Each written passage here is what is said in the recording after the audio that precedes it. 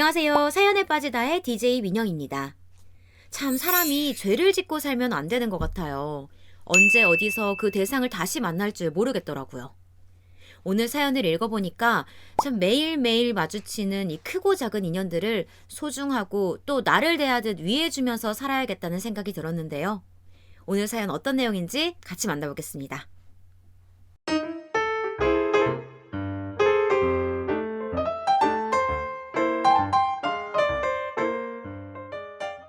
안녕하세요. 저는 서울에 사는 늦깎이 취준생 여자입니다.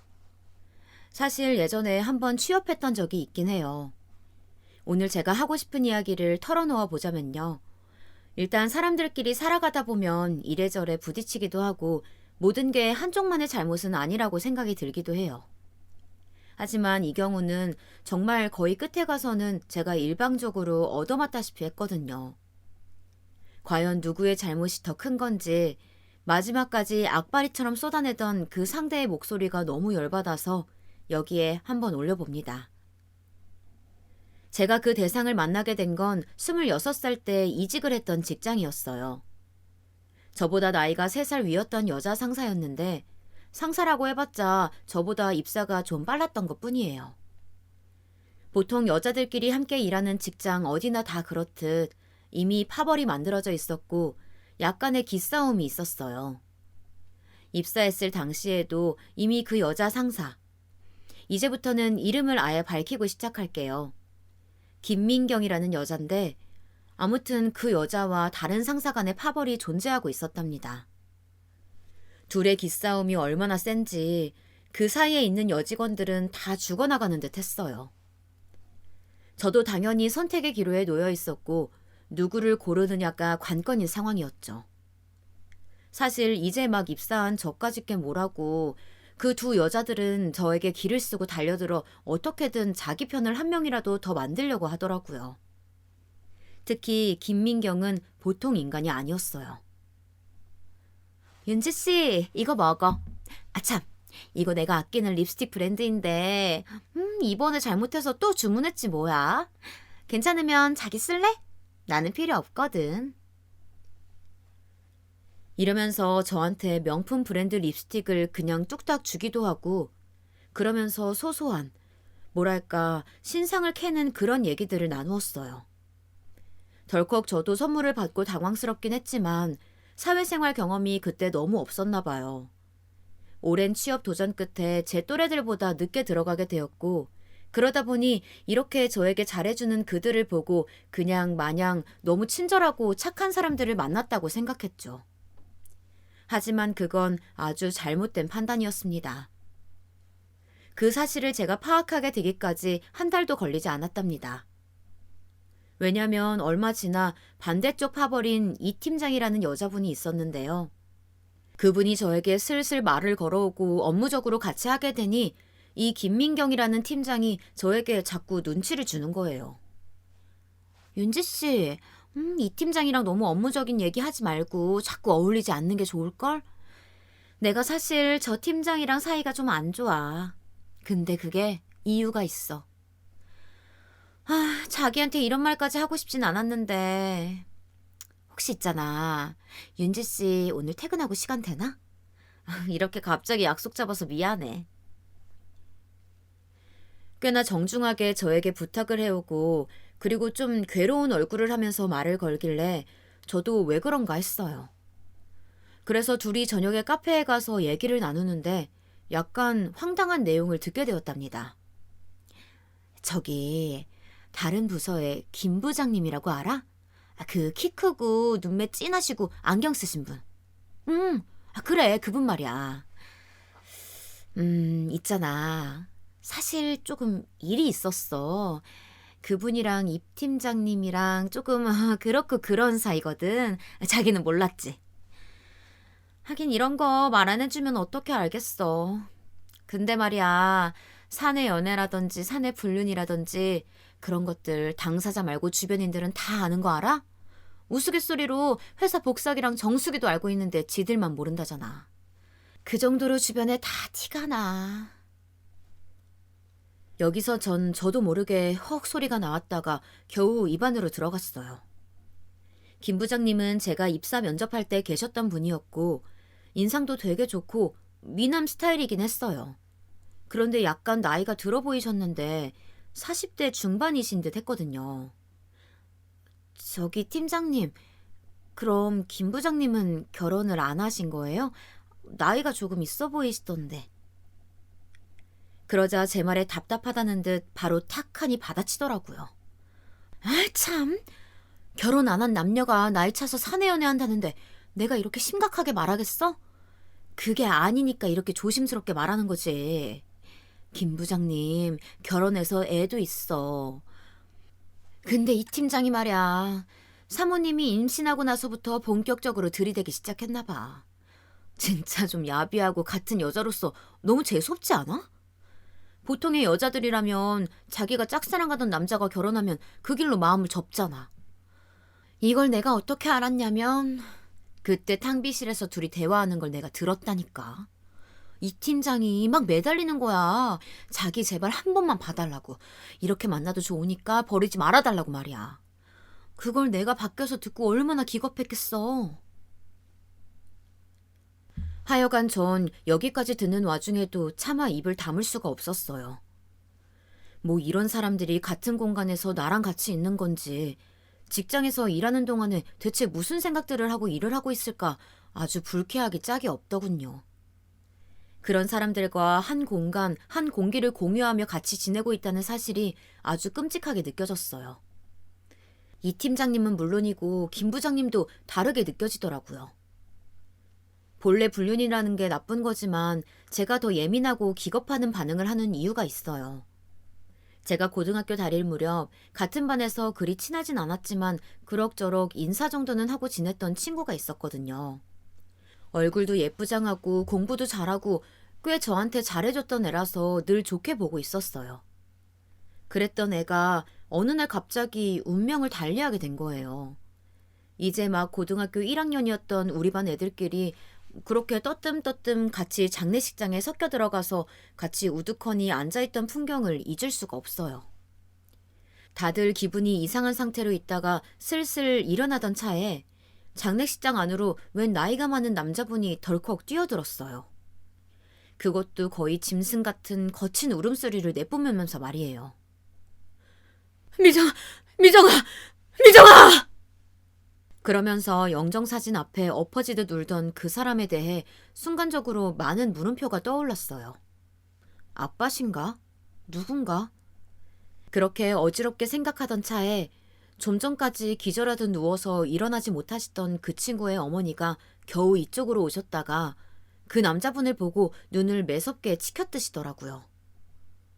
여기가 어디라고 왔어? 당장 나가! 안 나가? 그러면서 갑자기 눈의 흰자가 거의 벌겋게 변하시더니 그대로 뛰어들어 남자분의 머리를 잡아대고 거칠고 무서운 광경이 이어졌어요. 그리고 얼마 안 되어 친구가 그렇게 목숨을 달리하게 된 이유를 알게 되었답니다. 나가! 네가 나랑 미정이 버리고 그년하고 도망갔잖아! 갈 땐 언제고 지금 네 새끼라고 보러 왔어? 어? 너 내 마음 내 영혼까지 목 죽여서 이제 내 새끼까지 죽이니? 네가 한 짓이 뭔지 알아? 네가 한 짓이 뭔지 아냐고! 결국 어머니는 있는 대로 주변에 있는 것들을 던져 분풀이를 하시다가 그만 또 쓰러지고 말았어요. 상황이 이렇게 된 데에는 이 친구의 아버님이 저지른 불륜 때문이었어요. 사랑하는 아버지가 그렇게 자기를 예뻐했는데 어느 순간 집에 소원해지고 잘 보이지 않더니 엄마가 아닌 다른 아줌마와 그렇고 그런 사이란 걸 알게 된 거예요. 게다가 그걸 알아차렸을 쯤 그 아줌마로부터 이제 막 아기가 태어났다는 사실을 알고 심각한 충격을 받게 된 것 같아요.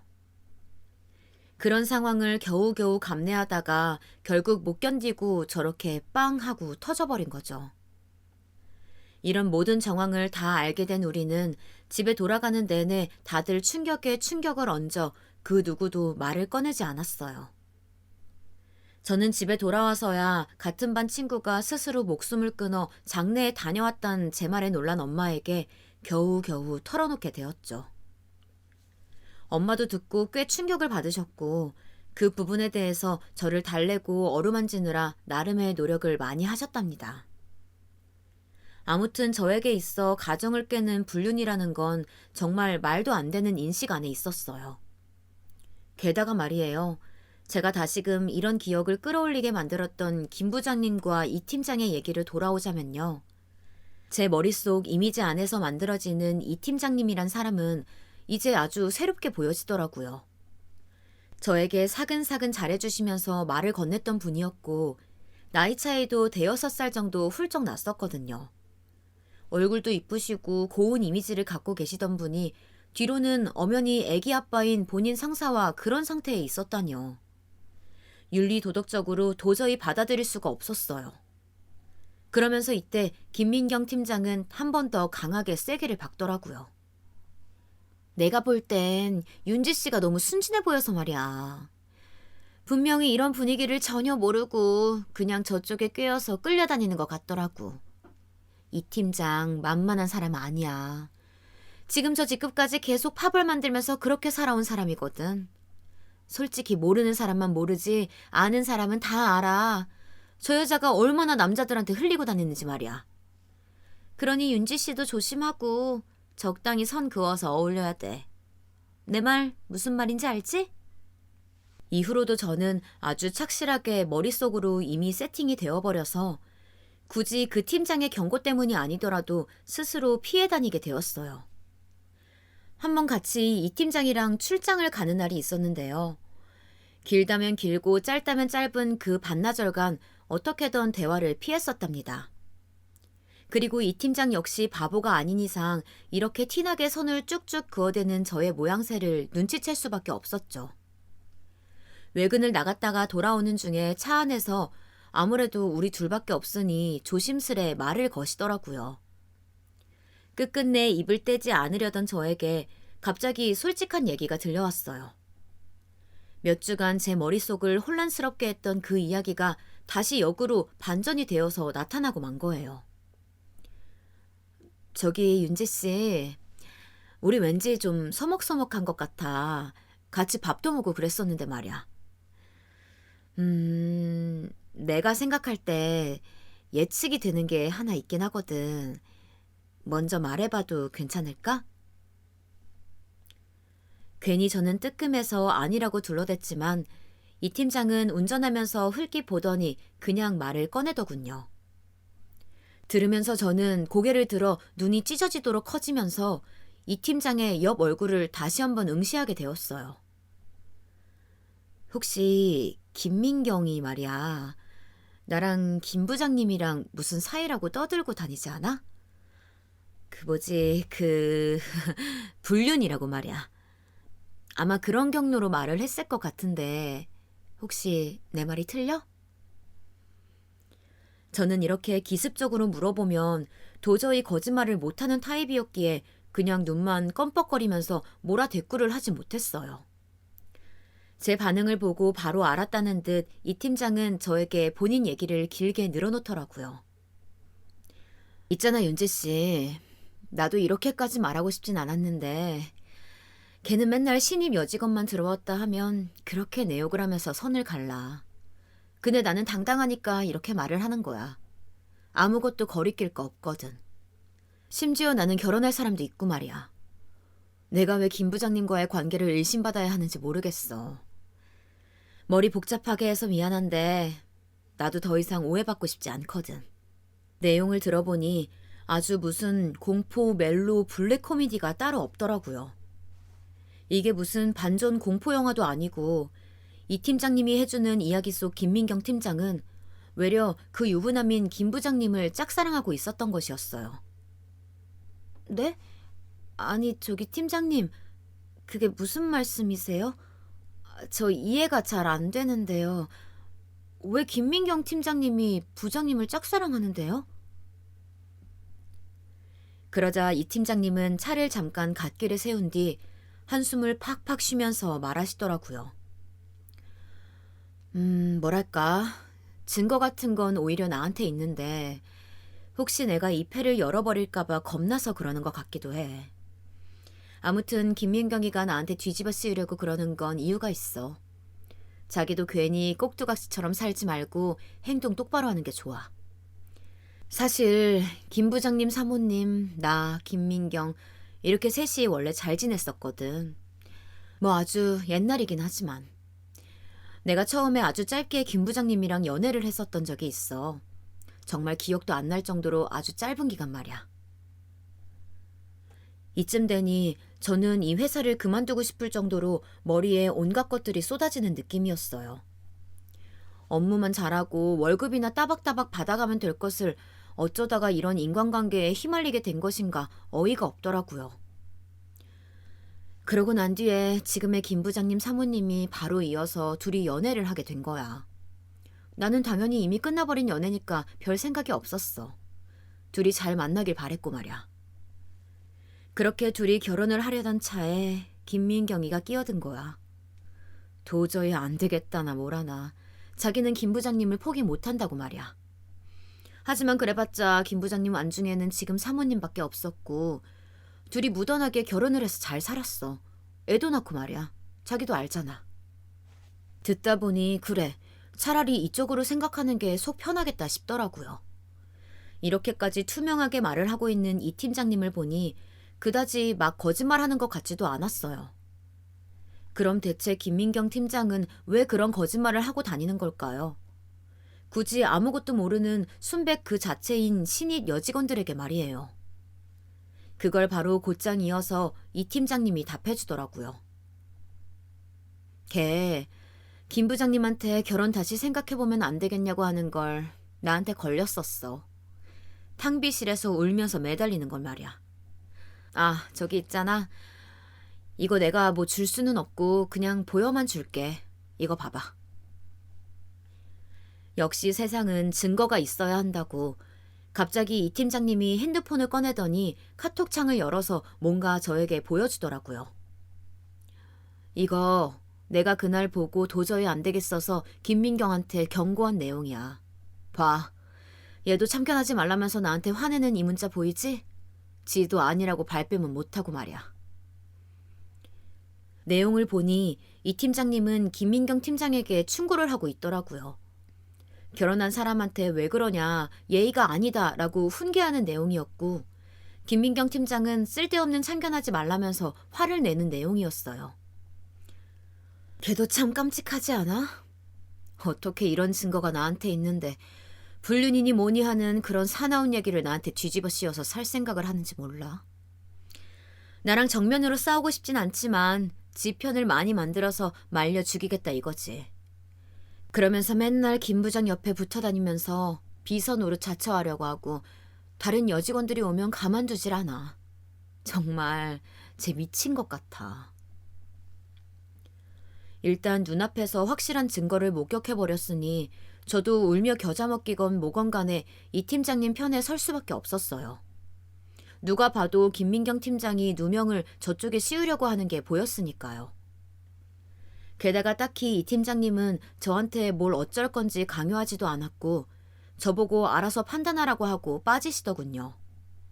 그러니 이후로 저는 김민경 팀장을 편히 볼 수가 없었답니다. 그걸 또 득달같이 눈치채버린 김민경 팀장은 몇 번이나 제 주변을 돌면서 분위기를 살피더군요.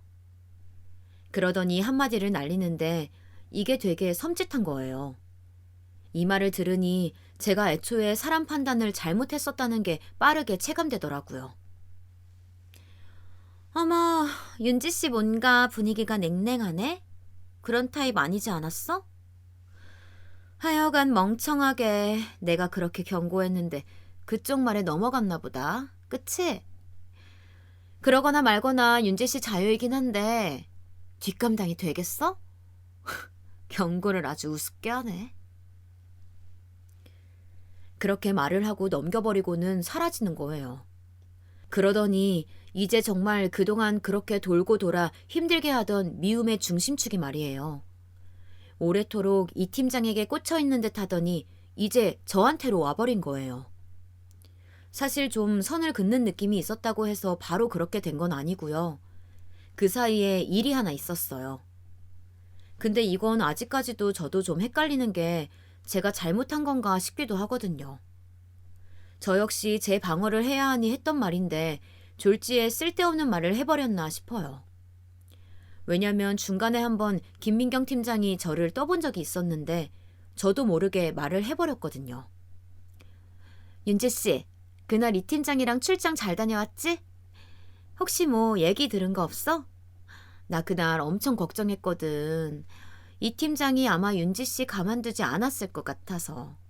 그 사람 엄청 말로 구워 삼는 타입이라서 제대로 긴장하고 경계하면서 봐야 돼. 이렇게 말을 하는 모양새가 새삼 너무 짜증나고 역겹게 느껴져서 순진하게 제 할 말을 다 해버린 게 좀 경솔했던 걸까요?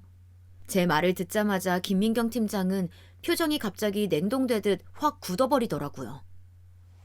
저기, 근데 내용을 저한테 잘못 말해주신 것 같아요. 이 팀장님께 듣기로는 김민경 팀장님께서 말씀하신 내용과 좀 다르던데요. 카톡도 보여주셨는데 그거 보니까 양쪽 말을 다 들어봐야 할 것 같더라고요. 아무튼 그 이야기는 이제 하지 않는 게 좋을 것 같습니다. 그러고 보면 사회생활하면서 정말 눈치껏 이밭 저밭 잘 굴러야 한다는 말이 맞는 것 같아요. 저도 이런 상세한 얘기까지는 하지 않는 게 좋았을 텐데 말이에요. 이때 아무 대답도 안 하고 저를 물끄러미, 아니 제가 아니라 그 너머 어딘가를 보듯 차가운 눈으로 응시하던 김민경 팀장은 이후로 저에게 몇 번을 더 빈정대더니 완전히 벽을 쌓아버리더군요. 그리고 이 팀장님은 마침 결혼을 준비하신다면서 퇴사를 하게 되었고 여기저기 돌아다니던 그 따돌림의 주인은 제가 되어버렸죠. 이 팀장님뿐 아니라 바른말을 하던 몇몇 여직원들을 그렇게 구석에 몰아놓고 괴롭혀 왔었으니 저 하나 묻어버리는 건 일도 아니었나 봐요. 업무적인 것부터 엄청 무시하고 일거리도 제대로 주지 않고 상사분들한테 그렇게 저 때문에 힘들다고 욕을 했더군요. 우리 부서 부장님께 불려가서 이런 말까지 듣게 되었어요. 저기 김민경 팀장이 이윤지 씨 때문에 너무 힘들다고 잔업이 늘었다고 하던데 말이야. 이제 입사한 지 시간 좀 지난 것 같은데 언제까지 신입 지낼 거야? 게다가 안 좋은 소문도 좀 있고 말이야. 자기 관리 좀 신경 쓰는 게 좋겠어. 이때 저는 귀가 번쩍 뜨여 곧장 물었어요. 저 부장님, 안 좋은 소문이라뇨? 그게 뭔데요? 누가 그런 말을 한 건데요? 부장님은 제 반응에 흠칫했는지 잠깐 놀란 듯 했다가 다시 컥컥거리면서 목을 가다듬더니 아주 빠르고 작게 말을 하시더군요. 전 너무 놀라서 숨이 넘어갈 뻔했어요. 행동거지 좀 조심하라고. 이윤지 씨가 그렇게 유부남 직원들한테 직접 댄다며 그 직원들이 김민경 팀장한테 하소연을 했다고 하더라고. 불편하다고 말이야. 이런 얘기 자꾸 알려지면 나도 곤란해. 이때 얼마나 핏대가 바짝 오르던지. 그 유부남 직원들이 누구인지 모르겠지만 끽해야 제가 이 작은 회사에서 접촉하고 지내는 사람들이 몇 안 되거든요. 그리고 그 사람들이 정말로 그런 말을 하고 다녔는지는 모르겠고 그들이 토로했다던 김민경 팀장이 바로 이 부장님에게 일러 바쳤을 게 뻔하잖아요. 저는 곧장 김민경 팀장에게 찾아가서 따졌지만 역시나 계란으로 바위치기더군요. 어머, 윤지씨. 내가 그랬다는 증거 있어? 누가 그래? 부장님이 그래? 내가 그랬다고? 이거 내가 가서 한번 따져야겠네. 왜 괜한 사람한테 누명 씌우냐고 말이야. 아니 그런 게 아니라. 저도 이때는 당황해서 그냥 쫓아가서 삼자 대면을 했어야 하는데 흠칫해서 더 앞서지 못했어요. 그런데 이게 아주 완벽하게 꼬투리 잡힐 틈을 줘버린 건지 이후로 김민경 팀장은 저를 무슨 도마 위에 올려놓고 장난질을 수시로 해대는 거예요. 나중에 정신이 이상해질 것 같아서 병원을 찾아가서 약도 먹고 잠도 제대로 자지 못했어요. 제가 뭐만 했다 하면 비꼬고 여차해서 남자 직원들이랑 말이라도 하는가 하면 꼭 뒤에서 들으라는 식으로 꿍얼거렸어요. 그 말에 남자 직원들도 흠칫하며 저를 경계했고요. 아이고, 윤지 씨. 이전 회사에서도 남자 직원들이랑 소문나서 잘렸다며? 우리 부서에 남자 직원들 얼마 있지도 않은데 좀 봐주라. 그 살살 좀 대해줘. 자꾸 그러면 못 써. 그리고 거기 김대리는 신혼인데 말이야. 자꾸 그렇게 치대고 눈웃음 치고 그러면 거기 와이프가 싫어해. 나랑도 아주 친한데 내가 대신 혼내줘야겠다. 그치? 이러면서 사람들 많은 데서 일부러 큰 소리로 저를 골탕 먹이는 거예요. 김민경 팀장은 제가 여기가 엄연히 첫 직장인데도 거짓말을 해가면서 이전 회사에서 불륜으로 잘렸다는 등 유언비어들을 만들어냈는데요. 이 부분에 대해 저도 따질래야 따질 수는 있었지만 그러지 않은 이유가 있었어요. 제가 방어하면 할수록 진짜 무슨 인어공주에 나오는 문어 마냥 더 많은 독을 뿜어내면서 말과 말이 꼬이고 얽히게 이간질을 시키더라고요. 그러니 정말 입 꾹 닫고 적어도 회사를 다닐 거라면 멍청하게 당하는 수밖에 없었어요. 하필 그런 때에 이 팀장님은 퇴사하고 회사에 계시지 않았고 제 편을 들어줄 사람이 없더라고요. 오롯이 저를 제외하고 전부 김민경 팀장 편에 서 있었으니 정말 미치고 팔짝 뛸 노릇이었어요. 특히나 잔업들, 정말 잡스러운 일들을 다 저한테 떠맡기는 거예요. 학교 다닐 때도 당해보지 않았던 왕따를 이때 얼마나 치열하게 시달리며 당했던 건지 시간이 지날수록 너무 견디기가 힘들어서 주변에 상담도 못하고 점점 고립되어 가고 있었어요. 그러던 차에 탕비실에서 저를 두고 중얼거리는 김민경 팀장과 다른 여직원의 이야기를 들었는데요. 피가 거꾸로 쏟더라고요. 팀장님, 근데 저러다가 이윤지 씨가 위에 부장님한테 찌르기라도 하면 어떡해요? 전에도 사이코 같은 애 있었잖아요. 뭐 죽겠다고 막 소동 버리고 그애 말이에요. 이은지 씨도 지금 참는 것 같지만 나중에 퇴사한다거나 그때 막 난리치고 그러면 다 곤란한 거 아니에요? 이 목소리는 김민경 팀장 옆에 꼭 붙어서서는 저를 같이 조롱해대던 여직원이었어요. 듣자마자 바로 몸이 반응하는 건지 이가 막 갈리는데 그 목소리에 따라 대답하는 김민경 팀장의 말에 순간적으로 숨이 멎더라고요.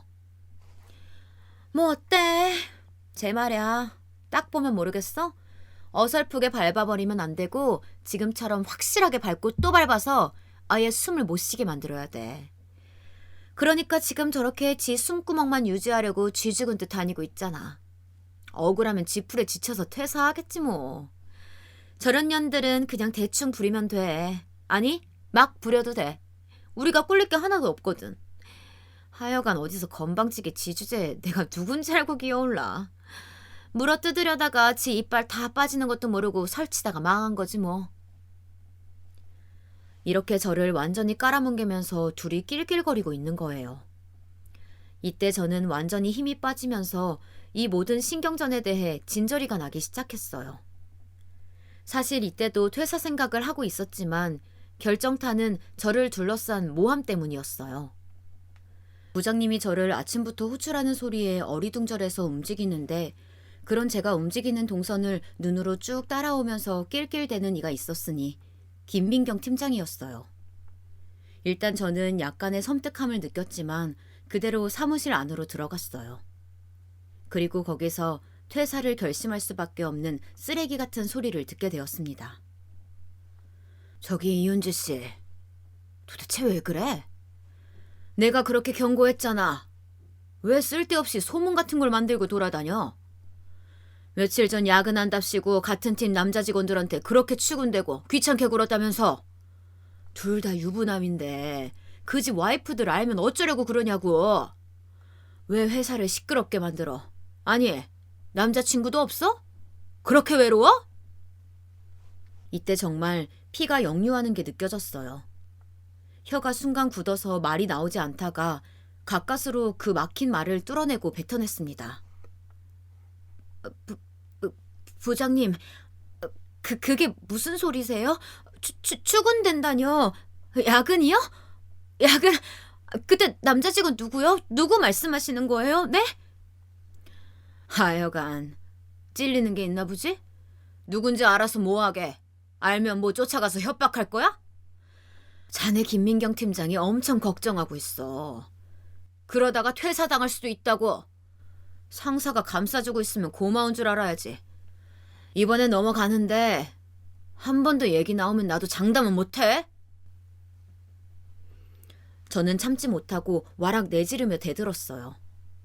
여지껏 부장님은커녕 회사 앞을 어지럽히는 비둘기들한테도 그렇게 성질 내본 적이 없었는데 말이에요. 부장님, 누가 그러는데요? 김민경 팀장이 그래요? 야근은요, 저 혼자 했어요. 제가 누구한테 추근덕거려요. 매일 야근하는 것도 힘들어 죽겠는데 제가 추파를 던져요? 그걸 어떻게 아세요? 증거 있으세요? CCTV라도 있으시냐고요? 돌려보세요. 당장 행정실로 가서 다 돌려봐요. 저는 정말 거의 넋을 잃고 온 정신을 밖으로 내보낸 사람처럼 발을 동동 굴러가며 악을 썼어요. 이 소동으로 인해서 부장님은 저를 감당 못하겠다며 징계를 내리겠다는 둥 일이 커졌고 난데없이 저는 아주 안 좋은 쪽으로 주목을 받게 되고 말았어요. 그날은 김민경 팀장을 못 보고 집에 돌아왔지만 저를 둘러싼 수치스러운 소문을 만들어낸 김민경 팀장이며 그걸 오롯이 받아들이는 회사가 너무나 더럽고 시궁창처럼 여겨졌습니다. 이제 곧 28이 될까 말까 한 저에게 너무 혹독한 사회였기에 어딜 가던 여기보단 낫겠지 생각이 들었어요. 끝내 엄마 아빠에게 몸이 너무 안 좋다고 말을 한 후 회사에는 유선으로만 사의를 표명한 뒤 퇴사해버렸어요. 얼굴 좀 보고 얘기하자는 타 부서 과장님들의 만류도 듣지 않았죠. 제 눈에는 모두 똑같아 보였으니까요. 정말 단 한 사람도 다를 것 없이 김민경 팀장의 꼭두각시 마냥 다 징그럽게만 느껴졌어요. 그렇게 그만둬버리고 집에는 그냥 건강검진 했을 때 결과가 나빴다는 거짓말을 둘러댔습니다. 당연히 엄마 아빠와 제 동생은 걱정을 했고 실제로는 없는 병이지만 가족들 입장에서는 그게 진짠 줄 알고 얼마나 노심초사했는지 몰라요. 몇 달을 방에서만 지내는 저를 아무도 건드리지 않고 그냥 두었으니까요. 물론 거짓말로 어딘가 아프다고 말을 해두었지만 실제로 정말 가슴이 찢어질 듯 아프고 인간에게 환멸이 날 지경이었어요. 잠깐 요 앞에 편의점에 호빵 사러 나가는 것도 싫고 사람들이랑 마주치는 게 싫더라고요. 하도 제가 못 일어나고 있으니까 이를 걱정한 엄마가 별의별 약을 다 사오고 상담도 받으러 가자고 하도 찔러대는 통에 어쩔 수 없이 전 어거지로 몸을 일으켰습니다. 그래서 퇴사하고 약 1년이 지났을까요? 그제서 뭘 겨우 해볼 마음이 들어서 직장 말고 대신 평생교육원에 등록하여 다른 것을 배우기 시작했어요. 사람 사는 곳 다 똑같다지만 그래도 그 인간들이랑 비슷한 환경에 마주치고 싶지 않았기 때문일 거예요. 1년은 이렇게 새로운 것을 배워서 자격증을 수료하고 또 1년은 더 레벨을 높여서 수료해보겠다는 생각으로 조용히 학교만 다녔죠. 하나뿐인 누나가 일찍이 취업했다가 아파서 그만두고 공부하러 다니는 모습을 보면서 동생도 생각이 많았던 것 같아요. 늦지막히 취직을 했고 그래도 저보다는 다행히 잘 다니는 것 같더라고요. 사실 동생은 저와 달리 스펙이 아주 좋은 편이에요. 물론 저라고 아주 나쁜 것도 아니지만 동생은 해외에서 평판이 좋은 대학을 나와서 그때도 한창 결혼하겠다며 따라다니는 여자애들이 많았었거든요. 이성 간의 만남은 도무지 잘 못하겠어서 늘 쑥매처럼 겉도는 저와 달리 동생은 어딜 가나 주목받았고 인기도 많고 늘 좋은 인상을 얻었어요. 키도 크고 훤칠하니 아무리 가족인 제가 모든 거품을 빼고 봐주려고 해도 장점이 좀 더 많은 애이긴 했답니다. 그런 녀석이 직장을 다닌 지 얼마 안 되어 사내 연애를 하고 있다는 얘기를 들었어요. 얘가 저랑은 어느 시기부터 대화를 그닥 잘 하지 않게 되었지만 엄마한테는 미주알 고주알 다 늘어놓는 귀여운 구석이 있는 애였거든요. 그래서 전 엄마한테 전해듣는 편이었답니다. 이때까지만 해도 저는 불과 얼마 뒤에 제 앞에 일어날 일을 상상하지 못했던 것 같아요. 누가 자기 앞에 일어날 단순한 일을 그것도 전혀 연관성이 없는 일들을 연결지어 예측할 수 있을까요? 엄마, 그럼 요현이가 지금 직장에서 연애하고 있는 애가 있는 거야? 걔는 하여간 맨날 여자가 끊이질 않네. 헤어진 지 얼마나 됐는데 언제 또 그렇게 기통차게 바로 사귀었대? 몰라. 지금 만나는 여자는 조금 윗또래인 것 같던데 그렇게 적극적이다더라. 여자친구랑 아직 헤어지기도 전이었는데 그렇게 자기는 기다리겠다고 아주 매일같이 전화를 하고 도시락 싸오고 지극정성이었다나 봐. 내가 볼 때에는 용현이가 엄청 좋아하기보다는 그 아가씨가 좀 더 적극적인 것 같아. 아무래도 용현이보다는 나이가 위니까 30대 정도는 된 것 같은데 말이야. 나이 얘기는 정확히 안 물어봤네. 이렇게 말한 대로 현재 만나고 있는 여친은 꽤나 적극적인 데다가 자기가 연상이어서 그런지 몰라도 그렇게나 결혼 얘기를 강조한다는 거예요. 엄마, 근데 용현이 아직 결혼 생각 없지 않아? 걔 유학 갔다 와서 취업 준비하고 이제 취직했는데 1년도 안 됐잖아. 엄마는 걔 결혼시킬 생각 있어? 얘는 미쳤어. 무슨 결혼이야. 엄마는 그럴 생각 없어. 요즘 뭐가 급하다고 그렇게들 빨리들 보내냐? 그리고 용현이가 사진 보여줬는데 아주 여시같이 생겼더만. 에휴, 그렇게 기가 세 보일 수가 없어. 엄마는 암튼 별로 마음에 안 들어. 저야 뭐 동생이 고르는 여자의 취향까지는 제가 알 바가 아니기 때문에 크게 관심은 없었지만요. 결혼 얘기를 이렇게 빨리, 그것도 여자 쪽에서 안달이 나 있는 걸 들어보니까 이건 좀 아니다 싶더라고요. 근데 그런 와중에 갑자기 인사를 온다는 거예요.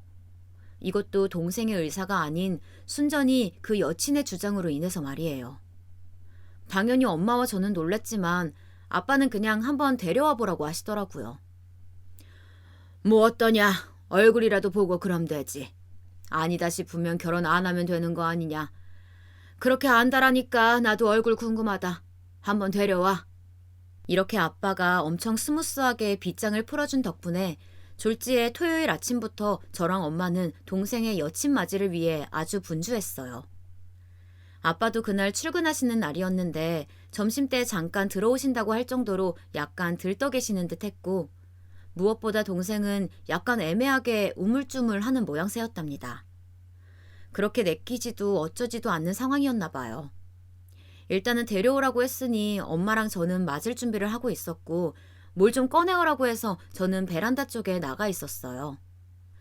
근데 그새 벨을 누르고 문을 여는 소리가 들리더니 딱 봐도 화사한 여자 목소리가 들리면서 제 동생과 그 여친이 집에 들어서는 게 느껴지더라고요. 얼른 엄마가 말한 손님 접대용 그릇들을 들고 거실로 넘어가려는 찰나 저는 거실 소파에 이제 막 코트를 벗어서 접으려는 한 여자의 얼굴을 보게 되었어요. 당연히 동생의 여친이니 그간 얘기는 들어온 게 있어서 얼굴부터 보고 싶어질 게 빤하잖아요. 본능적으로 그쪽에 눈이 확 향하게 되었던 거죠. 그런데요, 얼핏 뭔가 조금 변한 것 같긴 하지만 분명히 제 시야에 꽤 눈에 익어있는 아주 익숙한 언저리의 인상이 거기 있는 거예요. 당장 바로 떠오르진 않았지만 확실히 저에게 있어서 부정적인 인식이 남아있는 어떤 기록이랄까요? 그런 게 동시에 같이 불러일으켜 세워지는 게 느껴졌어요. 그 얼굴은 다름 아닌 저를 얼마간 붙잡고 놔주지 않고 괴롭히며 퇴사한 이후에도 여러모로 꿈이나 정신적으로 저를 해쳐왔던 인간.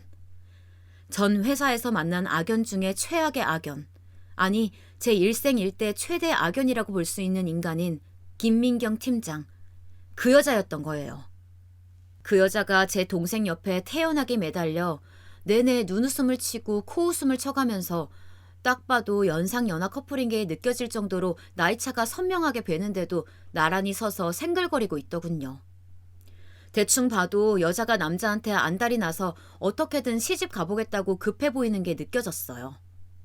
그 앞에는 뭔 큼지막한 선물들을 저렇게 달고 온 건지 가득가득 앞에 세워두었고 우리 엄마와 아빠에게 갖은 아양을 떨면서 앙앙거리고 있는 거예요. 이 타이밍에 내가 나타나도 괜찮을지 고민이 되어 저는 맨발인 상태로 차가운 베란다 바닥을 밟고 어쩔 줄을 몰랐어요. 제가 손에 무거운 그릇을 들고 있다는 걸 뒤늦게 깨닫고 다시 내려놓았는데 그 소리에 엄마가 그만 저를 크게 부르고 만 거예요. 윤지야, 왜 안 나와? 그릇 갖고 얼른 건너와. 이 말에 저는 화들짝 놀라서 몸을 더 움츠렸고 쥐죽은 목소리로 알겠다고 슬쩍 대답을 했어요. 물론 엄마의 이런 말에도 김민경 그 여자는 그냥 전혀 신경도 안 쓴 채 자기 남자친구의 엄마가 부르는 윤지라는 가족의 이름이 뭘 뜻하는지도 관심이 없어 보이더군요. 동명이인이랄까 하는 생각도 전혀 하지 않는, 그냥 저라는 존재가 그 여자 안에서 모래사장에 모래알 만큼이나 존재감이 없는 듯 느껴졌어요. 순간적으로 갑자기 이런 생각이 드는 거 있죠. 저 여자 나를 기억하고 있을까? 그렇게 퇴사의 길로 나를 굴러떨어뜨려 놓고 아예 묻어버리고 잊어버린 건 아닐까? 그런 생각이 불끈불끈 드는 거죠. 그러고 나니 갑자기 화가 치밀어 오르는 게요. 니까짓게 네가 뭔데 어떻게 나를 잊을 수가 있냐는 생각이 들더라고요. 나를 그 모양으로 잘근잘근 밟아서 으깨놓고서 잊어버려? 안중에도 없어? 그런 생각이 계속 올라오니 저 여자에게 밟혀버린 내 시간들이 너무 하찮게 느껴지면서 마구 분노가 차오르는 거예요. 그런 생각들을 하고 있다 보니 갑작스레 빠르게 나가서 얼굴을 내보여야겠다는 용기랄까? 그런 패기 같은 게 생기더군요. 저는 그릇들은 손대지도 않고 그대로 그냥 터벅터벅 맨발로 걸어 나갔어요. 엄마는 여전히 추리닝만 걸치고 있는 제 차림을 알고 있었기에 흠칫하시더군요. 야야야야, 얼른 가서 옷 갈아입어. 꼴이 그게 뭐야. 동생 여친 인사 왔는데. 그 말에 저는 엄마만 힐끗 본 뒤 절 보고 훅 일어선 김민경과 그 옆 제 동생을 봤어요. 웃기게 저쪽도 저를 아예 완전히 못 알아보는 건 아닌 것 같았어요. 어딘가 낯이 익다고는 생각했는지 그 웃는 얼굴에서 아주 살짝 미간이 찌푸려지기는 하더라고요. 이때 저는 머리를 대충 질끈 묶고 위아래로 목이며 무릎이 늘어난 후줄근한 추리닝을 입고 있었죠. 그런 상태로 팔짱을 끼고는 곧장 김민경 쪽을 쳐다보았어요. 대뜸 내지르는 제 소리에 김민경은 눈에 붙인 속눈썹이 다 떨어지도록 퍼뜩 눈동자를 크게 뜨더라고요. 김민경 맞죠? 김민경 아니야? 그러자 엄마랑 제 동생이며 부엌 안쪽에 있던 아빠까지 놀래서 동시에 저를 쳐다봤어요. 가장 놀란 건 이름이 불리워진 김민경이었지만요. 네? 저 아직 제 이름을... 자기가 말씀드렸어? 아주 어색한 얼굴로 얼굴에 잔뜩 시술을 하고 입도 잘 못 움직이면서 억지로 웃으며 제 동생을 찌르며 말하는 김민경. 저는 곧장 말을 가로채 이 인간이 우리 집에 발을 들여서 제 동생 옆에 서 있는 것이 역겨움을 느끼며 퍼부었어요. 그러고 보면 그 당시 머릿속은 온통 백지인 상태로 그냥 주절주절 퍼부어 버렸던 것 같아요. 이 무렵을 기억하면 마치 고장난 TV처럼 머릿속이 뿌했던 것만 생각나거든요. 아니, 내가 아는데. 나 몰라요? 나 기억 못해? 나 모르냐고. 나 몰라? 그쯤 되자 엄마가 쫓아와서 저를 뒤에서 잡으며 왜 이러냐고 등짝을 때리셨어요. 어머머머, 얘 미쳤어. 왜 이래? 야, 너 정신 차려. 왜 이래? 동생도 자기 누나가 이런 식으로 눈을 번뜩이면서 누군가에게 악의를 드러내는 모습을 썩 본 적이 없거든요. 그러니 피차 우리 가족, 저를 제외한 나머지 3명들은 이런 이유를 알지 못한 채 당황스럽기만 했어요. 단지 김민경만 저를 기억해내려고 억지로 용을 쓰며 끝도 없이 시선을 맞추고 몹시 난감한 듯한 표정으로 연기를 하더군요. 저는 그 눈동자가 굴러가는 거며 말투, 추임새만 봐도 어떻게 머리를 굴리는지 모를 수가 없었죠.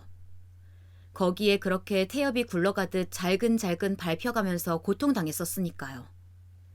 전 주저앉고 계속해서 말을 했고 이렇게 퍼붓는 어느 쯤에서부턴가 저희 엄마, 아빠, 남동생도 모두 정적이 흐르게 되었죠.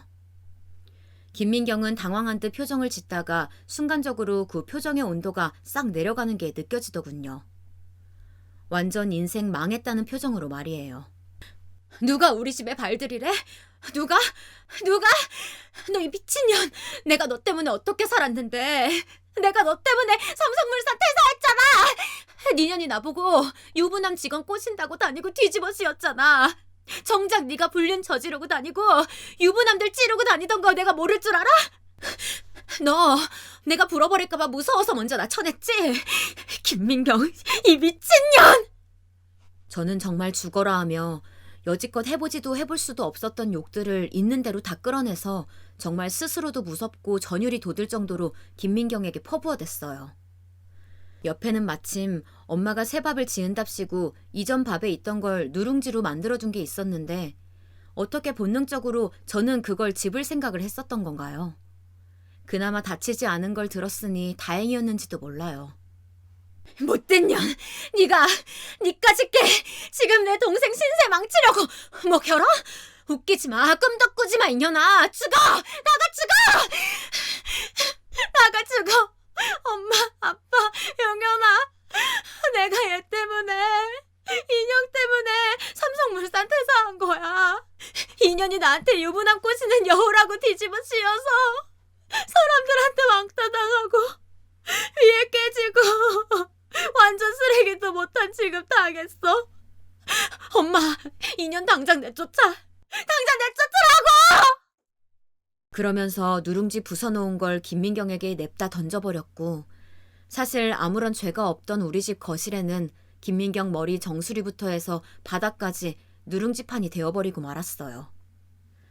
사람이 참 무서운 게 저도 제 안에 그만한 분노가 잠재되어 있는지 정말 몰랐거든요. 그 대상을 보고 이렇게 이성을 잃고 저답지 않게 거품까지 물어가면서 맨발로 바닥을 방방 뛸 줄 몰랐으니까요. 우리 엄마는 이쯤 되니 제가 손찌검이라도 하면 어쩌나 싶었는지 바로 뒤에서 저를 얼싸안고 막으시더군요. 아빠는 한숨을 푹 쉬시고 김민경은 그제사 제가 3년 전에 퇴사한 이윤지라는 기억을 얼추 했던 모양이에요. 이를 위아래로 딱딱 부딪히며 얼얼한 표정으로 넋이 나간 해골바가지 같은 얼굴로 저를 멍하니 응시하고 있더군요. 동생은 그때 한숨을 크게 내쉬더니 저에게 말을 걸어오더군요. 누나, 진정 좀 해. 왜 이래? 괜찮아? 이 말에 저는 무슨 발작 버튼이라도 눌린 듯 더 소리소리 지르며 온몸을 나부댔고 이제는 동생까지 나서서 저를 붙잡고 꽉 안으며 못 움직이게 했어요. 누나 알았어. 잠깐만 알았어. 진정해. 동생은 계속 똑같은 말을 하면서 달랬고 저는 온 집안이 떠나가도록 울음을 그치지 못했죠. 그만한 한과 분노가 제 안에 그렇게 크게 맴돌고 있었다뇨. 억눌린 압박과 미움과 서름이라는 것은 참으로 무서운 존재인 것 같아요. 그런 저를 보며 동생은 겨우겨우 식탁 앞에 있던 의자에 저를 앉혀놓고 엄마를 힐끗 보더니 머리에 붙은 누룽지 부스러기를 걷어내는 김민경. 자기가 여친이라고 사귀었던 그 여자에게 떠뜸떠뜸 말을 건네더군요. 사실상 동생에게 있어 매우 힘든 순간이었을 거란 생각은 들어요. 그 부분은 저도 무척이나 미안하게 생각하지만 저는 제 입장에서 그리고 가족을 생각하는 입장에서라도 제가 한 일이 틀렸다고 생각되진 않습니다. 제 동생 말에 김민경이 대답하는 꼬라지를 보니 무르게 나갔더라면 아주 우리 엄마 아빠까지 다 구워 삶았겠더군요. 자기, 혹시 우리 누나랑 무슨 일 있었어? 누나는 자기를 아는 것 같은데 우리 누나 몰라? 나는 그렇게 생각하고 싶진 않지만 좀 설명이 필요한 것 같아. 그러자 김민경은 눈 하나 깜짝 안 하고 저를 보며 눈썹을 팔자로 어그러뜨리면서 말하는 게 아니겠어요? 이윤지 씨 알아요. 삼성물산에서 저도 거기서 일하다가 지금 대우물산으로 이직하게 되었어요.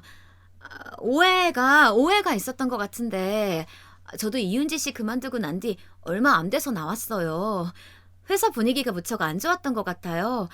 그런데 윤지 씨가 생각하는 그런 상황 아니었어요. 저도 너무 힘들었었는데요. 이러면서 인연이 주제에 눈물 콧물찍 하면서 또 피해자인 척을 하려고 하는 거예요. 옆에 내 동생이 없었다면 이전처럼 당장 저한테 달려들어서 망할 헛소리들을 퍼부었을 텐데 말이에요. 3년이 지났어도 그 이기적이고 미움 덕지덕지 붙어있는 인상하며 잔머리 어지간히 굴려대는 그 눈동자는 변한 게 없었거든요. 전 어림도 없다고 그대로 쏘아붙였어요. 웃기지 마. 어디서 약을 팔아, 이년이? 오해 같은 소리 하네. 너 때문에 관두고 밀려나가서 퇴사당한 여직원이며 여팀장이 한둘이야? 너, 너, 내 동생은 둘째치고 대한민국에서 취업 못되게 만들 거야. 내가 너 가만 안 둘 거야. 남 인생 망가뜨려 놓고 너는 이직을 해? 이래서 월급을 받고 먹고 살아? 그러는 주제에 뭐? 연애를 해? 결혼을 해? 남의 가정들 망가뜨려 놓고 남이 열심히 취업한 직장생활 다 부숴놓고 너는 멀쩡히 회사 다니고 가정 꾸리고 싶었어? 이 말과 함께 저는 다시 손에 잡히는 대로 있는 모든 것을 던져댔고 김민경은 한껏 차려입고 온 그 차림새 위에 하나씩 얹혀지며 누더기를 뒤집어 쓴 꼴이 되어버렸죠. 얼빠진 듯 듣고 있다가 제가 움직이는 걸 보고 엄마와 동생, 아빠는 다시 미친 듯이 말리고 하길 한 10분 정도였을까요? 다들 넋이 빠져있는 동안 갑자기 아빠가 한마디 툭 내뱉으시는데 살면서 본 그 어떤 모습보다 아빠의 말은 몹시도 크게 무게가 실려 있었습니다. 아빠 역시 단 한 번도 제가 그렇게 발작하듯 길길이 날뛰고 누군가에게 분노하는 모습을 본 적이 없을 테고요. 저 아가씨, 그만합시다. 더 볼 건 없습니다. 그만 나가주세요. 우리 집에서는 더 이상 아가씨 볼 일 없겠습니다. 당연히 나가는 게 맞았지만 김민경은 그 상황에서 무슨 미련이 그리 남았던지, 아니 그 주제에 정말 감히 제 동생에게 진짜 연심이라도 품기라도 했던 건지 쉽게 포기를 안 하고 우물쭈물 거리는 거 있죠.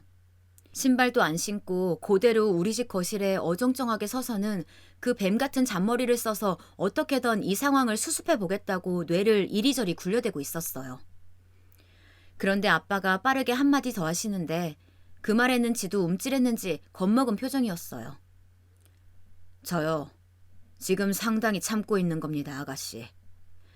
저는 우리 딸애를 알아요. 내가 거짓말 같은 건 안 해요.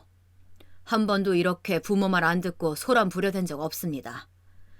지금 딸아이가 한 얘기가 조금도 토시 안 틀리고 다 맞는 말이라면 저는 아가씨에 대해서 참아줄 생각이 없어요. 이런 상황이 이해가 되십니까? 단호하게 말하는 아빠의 말에 우리 모두 아빠를 쳐다보게 되었어요.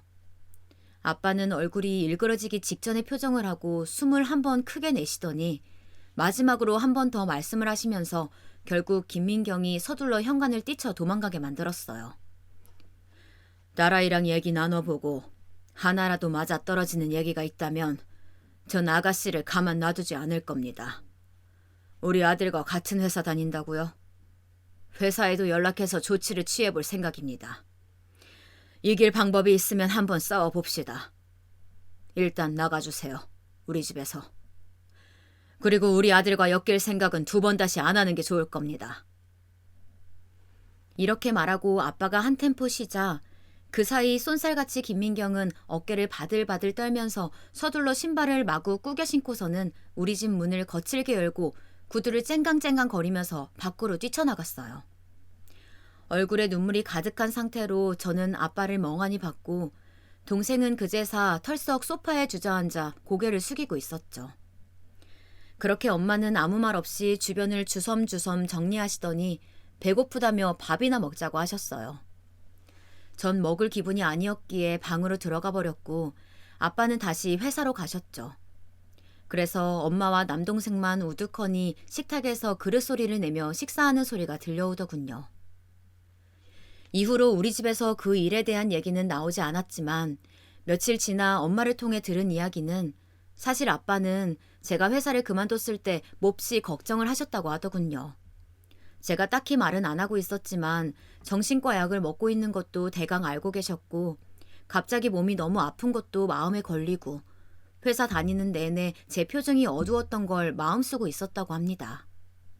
물증은 없어도 심증으로 얘가 회사에서 괴롭힘이라도 당하는 게 아닐까 아주 개슴츠레하게 짐작했던 거죠.